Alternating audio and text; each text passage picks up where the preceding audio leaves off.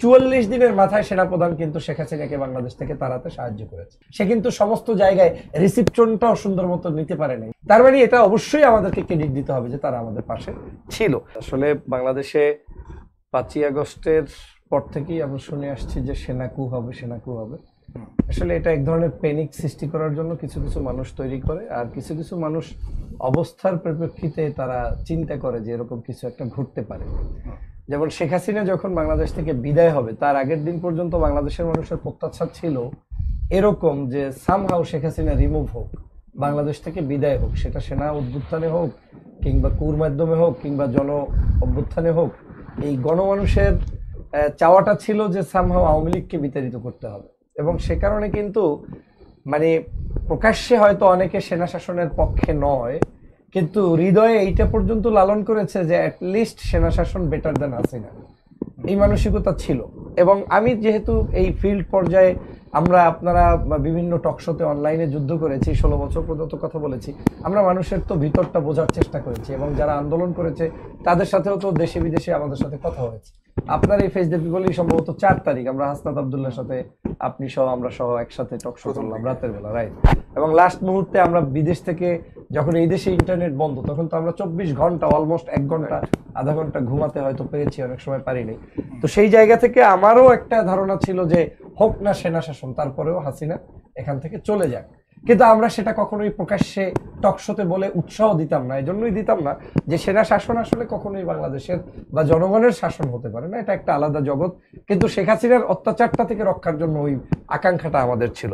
আপনি যদি একটু চিন্তা করেন যে সেনাপ্রধান চাইলে ওই দিন 11টার সময় যদি অ্যানাউন্সমেন্টটা এভাবে আসতো, যেই অ্যানাউন্সমেন্টটা তিনি রাজনৈতিক দলগুলোর নাম উচ্চারণ করে, যেমন জামাতের ডাক্তার শফিক সাহেবের নাম উচ্চারণ করলেন, বিএনপির নেতাদের নাম উচ্চারণ করলেন, আরো অনেকগুলো রাজনৈতিক দল এবং ছাত্রদের সমন্বয় সহ এবং উপদেষ্টাদের মধ্যে 2-1 ব্যক্তির নাম উচ্চারণ করে বললেন যে তাদের সাথে তার বৈঠক হয়েছে এবং শেখ হাসিনা চলে গিয়েছে, এখন বাংলাদেশে একটি নতুন সরকার আসবে, তার উপরে আস্থা রাখতে বলা হয়েছে যে আপনারা আমার উপরে আস্থা রাখেন।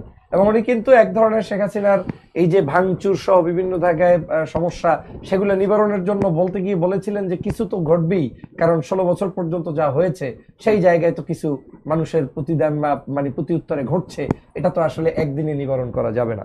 তো আমরা কিন্তু সেই মুহূর্তে আমি মনে করি যে সেনাবাহিনীর প্রধানের অবশ্যই আন্তরিকতা ছিল বিদায়ী এই কু বা তারা সেনাবাহিনী ক্ষমতা নেওয়ার জায়গা থেকে বিরত থেকেছে, এটা আপনাকে মানতেই হবে। আমরা যত শক্তিশালী হই না কেন, 5 তারিখ 11টা পর্যন্ত আমরা বিমুখ, আমরা জানি না কি হচ্ছে, অন্ধকার জগতের মধ্যে নিমজ্জিত ছিলাম। 4 তারিখ রাতেও আমরা এরকম ছিলাম।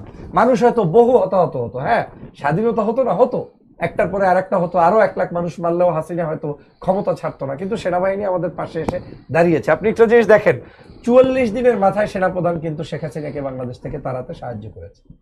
যে কোনো অ্যাপয়েন্টমেন্ট হোল্ডার, আপনার এখানে যদি একজন স্টাফ আপনি নিয়োগ দেন, 40 দিনের মাথায় সে ষড়যন্ত্র করে আপনার বিরুদ্ধে বিদ্রোহ করতে পারে না। এটা কিন্তু একটা সৎসাহস তার ছিল, আর গ্রাউন্ডটা তৈরি হয়েছে। যখন গ্রাউন্ড তৈরি হয়েছে, দেশি বিদেশি চক্র সমগ্র জায়গা থেকে তাকে যে কোনোভাবেই ইঙ্গিত ইশারা দিয়েছে, এবং সেই অবস্থায় বাংলাদেশের ফিল্ড প্রস্তুত ছিল, তখনই সেনাপ্রধান এই 44 দিনের মাথায় কিন্তু সে কিন্তু সমস্ত জায়গায় রিসিপশনটাও সুন্দর মতো নিতে পারে নাই। মানে প্রত্যেকটা সেনা ক্যাম্পে যে যাবে, ভিজিট করবে, সেটাও কিন্তু তার পরিসমাপ্তি হয়নি। তার মানে এটা অবশ্যই আমাদেরকে ক্রেডিট দিতে হবে যে তারা আমাদের পাশে ছিল। সেনাবাহিনীর এই মুহূর্তে যে মানে চিন্তাটা, সেটা হচ্ছে আমরা কিছু জিনিস অতিরঞ্জিত চিন্তা করি। আমরা অনেক সময় মানে একটা ইস্যুকে গায়েব করার জন্য আরেকটা ইস্যু টেনে আনার চেষ্টা করি। আমরা নিজেরাই কিন্তু সেনাবাহিনী উদ্গ্রীব না, কিন্তু আমরাই মনে হচ্ছে যেন চেপে ধরে সেনাবাহিনীর কাছে দিয়ে যাচ্ছি। হ্যাঁ, আমরাই বলছি যে তোমরা আসো, কেন আসো না। এটা এক ধরনের উস্কানি, এর পিছনে বিভিন্ন কারণ আছে। কারণগুলো হচ্ছে রাজনৈতিক অস্থিরতা, আমাদের দেশে যেমন অনৈক্য, আমাদের রাজনৈতিক নিজেদের মধ্যে একে অপরের সাথে আমরা লেগে যাচ্ছি, পাশাপাশি আওয়ামী লীগের ষড়যন্ত্র তো বিদ্যমান। আপনি দেখেন বাংলাদেশের ম্যাক্সিমাম আওয়ামী লীগেররা সমালোচনা করলে কি সেনাবাহিনীর বিরুদ্ধে বলে, নাকি তারা সবচাইতে টার্গেটেড প্রথম পার্সন হচ্ছে ডক্টর মোহাম্মদ ইউনূস। দেখেন আওয়ামী লীগ কিন্তু এখন বিএনপি জামাতেরও সমালোচনা করে না, তার সমালোচনা হলো শুধু ইউনূস। এই যে শুধু ইউনূস বলে তাকে ঘায়াল করার মূল কারণটা হচ্ছে তারা এখন যে কোনো মূল্যে ইউনূসকে যদি বিপদে ফেলাতে পারে তাহলেই বাংলাদেশের এইরকম সেনাবাহিনী আসুক কিংবা যে কোনো একটা অ্যাবনর্মাল সিচুয়েশন আসুক সেটা তারা প্রতিষ্ঠিত করতে চায় এবং ওই প্রতিষ্ঠিত হওয়ার মধ্য থেকেই কিন্তু তারা এস্টাবলিশ করতে চায়। আপনি ইতিমধ্যে ছাত্রলীগের চ্যাট দেখেছেন, তারা বিভিন্ন ইন্টারনাল কমিউনিকেশন করছে, সেই জায়গাগুলোতে কিন্তু প্রমাণিত হচ্ছে এই যে প্রয়োজনে বিএনপি হয়ে তুমি আক্রমণ করবা, মানুষ মারবা, চুরি ডাকাতি করবা, খারাপ কাজ করবা, কিন্তু কাঁধে চড়াবা বিএনপির। অর্থই হচ্ছে বিএনপির কাঁধে চড়িয়ে এই কাজটা যদি তারা করতে পারে এবং সেটা যদি এস্টাবলিশ করাতে পারে তাহলে আওয়ামী লীগ আর বিএনপি সেম সেম হয়ে যাবে। আর যখনই এটা সেম সেম হয়ে যাবে তখনই তারা বলতে সুবিধা হবে তাহলে আমার দোষটা আগে সরকার, আমি তো ভালো ছিলাম। এবং সেটা কিন্তু আজকে হচ্ছে। আমি বিএনপির দুর্নীতির পক্ষে না, কিংবা এই টেম্পো স্ট্যান্ড বলেন, বাস স্ট্যান্ড বলেন, অন্যায়ভাবে কারো উপরে জুলুম অত্যাচারের পক্ষে না, কিন্তু বারবার কিন্তু এই কথাগুলো আপনার টকশোতেও আরেকবার এসে বলেছে। একটা পদ্ম সেতুতে যত হাজার কোটি টাকা মানে শেখ হাসিনা খেয়েছে, এই 1 বছরের দুর্নীতি মিলেও তত টাকা কিন্তু এখন পর্যন্ত কোনো চাঁদাবাজরা খেতে পারে না। এটা বলছি ফর এক্সাম্পল। কিন্তু কি হয়ে গেল, জনগণের কাছে আপনি কিন্তু এখন আর আওয়ামী লীগের দুর্নীতির কোনো তালিকাই কেউ প্রকাশ করছে না। কেন করছে না?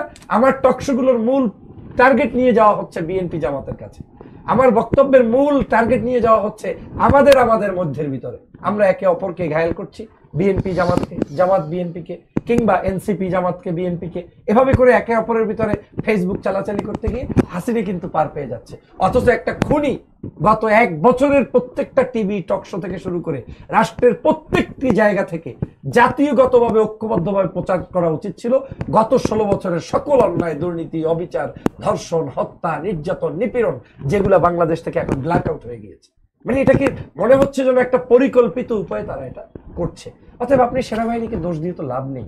সেনাবাহিনী বাংলাদেশের একটা এমন একটা ক্রাইসিসে তারা দায়িত্ব পালন করছে, সেই ক্রাইসিসের মধ্যে তো যতটুকু তাদের পক্ষে সম্ভব তারা কিন্তু সেটা করছে। অনেকে বলতে পারে যে সেনাবাহিনী চাইলে কি এই জিনিসটা বন্ধ করতে পারে না। সেনাবাহিনী চাইলে অনেক কিছু হয়তো পারে, কিন্তু সেনাবাহিনীর মধ্যে এটাও কাজ করে যে আমরা যেটা চাবো সেইটার বিপক্ষে আবার জনমত তৈরি হয় কিনা, আবার আমাদের বিপক্ষে আগামীর গভর্নমেন্ট যারা আসবে তারা আবার অতিরঞ্জিত আমাদেরকে দোষী মনে করে কিনা। কারণ একটা চোরকে এখন পিটান দিলে, এই চোর যদি বিএনপির হয় তো সেনাবাহিনীর পিটানটা খাওয়ার পরেই তো পরের দিন পত্রিকায় আসবে বিএনপির চোরকে পিটালেন অমুক সেনাবাহিনীর কর্মকর্তা। ওই সেনাবাহিনীর কর্মকর্তা তো সেখানে সেফ জোন ফিল করছে না। এটা নট অনলি মানে ফর দ্য আপনার কি বলে সেনাবাহিনী, এটা it's for police department and others department also same. কিন্তু আমি যেই জায়গাটা বলছি সেটা হচ্ছে এই আমাদের ভাই যেটা করলেন যে আমাদের ঐক্যের বিকল্প কিন্তু এখন আর নেই বাংলাদেশে।